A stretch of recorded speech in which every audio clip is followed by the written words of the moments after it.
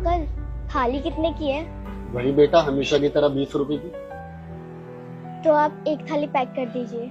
ठीक है, मैं पैक करता हूँ, आप बैठ जाइए। रोहित, एक वेज थाली पैक करो।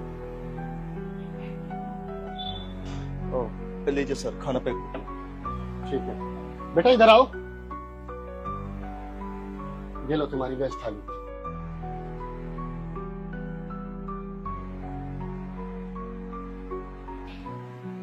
एक थाली थी, कितने हो गए? 200 रुपए में। 200। इस पे तो 20 रुपए लिखे हैं। ओह सॉरी, वो ना गलती से 200 रुपए। अच्छा, तो स्कैनर। आप नंबर लिख लीजिए, उस पे कर दीजिए। 708855। ओके, हो गए। ठीक है मैम, आ गए, थैंक यू।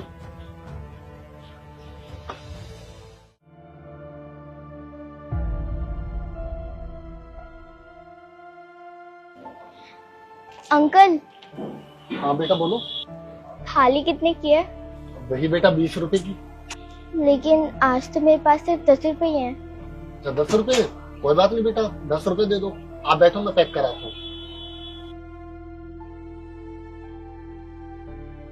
रोहित, एक वेज थाली पैक कर देना। थाली 20 रुपए की है, पर ये तो मुझे रोज 200 रुपए की देता है।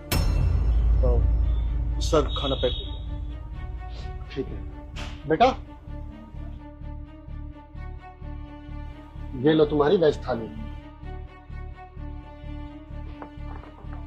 इसे तो मैं बताती हूँ अभी।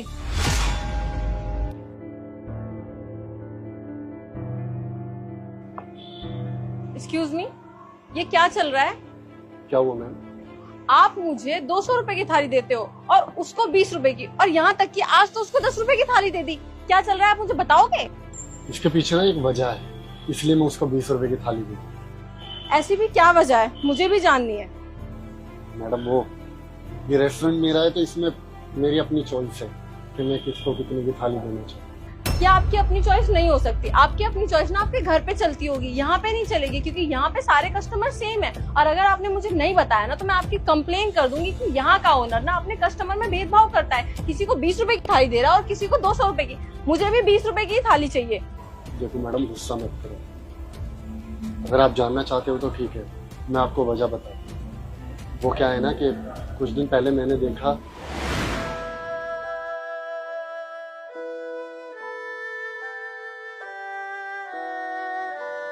कितने हो भैया? 50 रुपया जी। भैया 50 तो नहीं है, 40 है। चलो ठीक है जी, 10 रुपया फिर दे देना।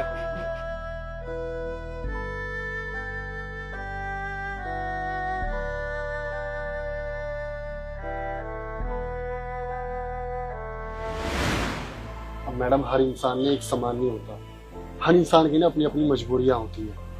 उसके पापा बीमार हैं, वो अच्छे से चल नहीं सकते, इसलिए मैंने उस बच्चे की मदद की ताकि उसके पापा और वो दोनों भरपेट खाना खा सके। अब तुम खुद सोचो, मैं इतने बड़े रेस्टोरेंट का ओनर हूँ, अगर मैं किसी जरूरतमंद की मदद नहीं कर सकता तो मेरा इस रेस्टोरेंट का चलाने का मतलब ही नहीं बनता। और आप तो मैडम अच्छे परिवार से हो, आप 200 रुपए की क्या, आप तो 400 रुपए की भी थाली खा लोगे। लेकिन वो गरीब इंसान, उसके लिए 10 रुपए, 20 रुपए, 50 रुपए भी बहुत अहमियत रखते हैं। और मैडम, जब कोई इंसान भूखा सोता है ना, और हमें ये पता होता है कि हमारी वजह से वो इंसान भूखा सो रहा है, तो हम इतने कैपेबल है कि हम उसकी मदद कर सकें। अगर हमने फिर भी उसकी मदद नहीं की ना, तो इससे भगवान भी नाखुश होते। अरे मांगने वाले से ज्यादा ना हमेशा देने वाला बड़ा होता है। और उनकी असली अहमियत क्या होती है कि मुझसे बेहतर कोई नहीं जान सकता। इसलिए मैंने उस बच्चे की मदद की ताकि उसको ये ना लगे कि वो भीख मांग कर खाना खा रही।